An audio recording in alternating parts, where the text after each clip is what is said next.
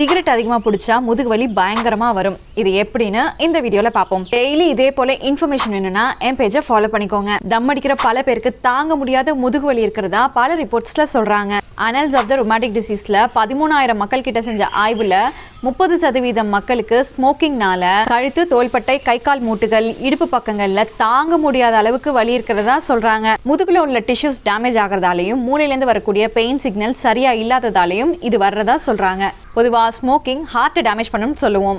ஆனா இது மொத்த ரத்த நாளத்தோடைய சைஸையும் டேமேஜ் பண்ணி முதுகெலும்புடைய மசில்ஸ், லிகமெண்ட்ஸையும் டேமேஜ் பண்ணும். தண்டுவடத்துல இருக்கக்கூடிய ஒவ்வொரு எலும்புக்கும் நடுவுல டிஸ்க் இருக்கும். இந்த டிஸ்க் முதுகெலும்புக்கு குஷன் மாதிரி ஒரு அமைப்பை தரும். இதோடைய ஆரோக்கியம் சீரா இருக்கணும்னா உணவுல இருந்து நிறைய நியூட்ரியன்ஸ் அண்ட் விட்டமின்ஸ் தேவைப்படும். பட் தம் அடிக்கிறவங்களுக்கு இது எதுவுமே கிடைக்காம போயிடும். உடம்பே சரி பண்ண நினைச்சாலும் பிளட்ல இருக்கக்கூடிய நிக்கோட்டின் இதை சரி பண்ண விடாது. இப்படிலாம் ஆகாம இருக்கணும்னா ஸ்மோக்கிங்கை நிப்பாட்டணும். இந்த வீடியோவை மேக்ஸிமம் தேவைப்படுறவங்களுக்கு ஷேர் பண்ணிட்டு கமெண்ட் செக்ஷன்ல உங்க கருத்துக்களை சொல்லுங்க.